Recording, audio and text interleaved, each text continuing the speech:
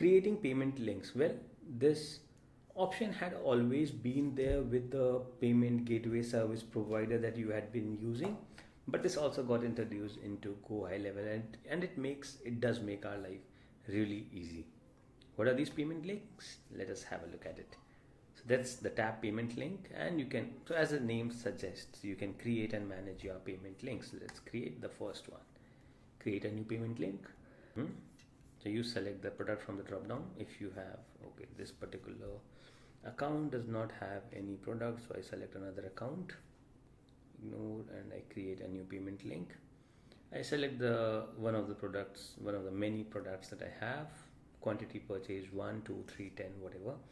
Require customers to add a phone number, collect customer address, allow coupon codes if he has any, let customer adjust quantities. Okay.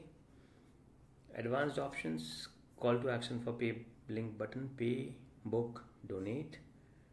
Branding powered by Sawan Kumar, so you can change the branding, of course. Add terms and conditions.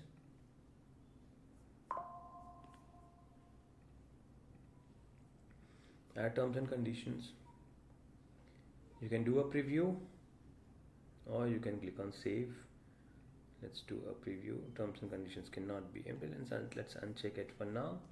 Click on preview, saving a payment link first, and here is the preview of the payment link that your client is going to get. And you can also copy and send. I do not want, so that's the copy link. Or you can click on send to contacts, select the email from the customer list, subject of the email, default email template, default SMS template, and click on send, and it will send the payment link directly to their email or SMS, or email and SMS, whatever you choose. So that's how the payment link is going to look like for them.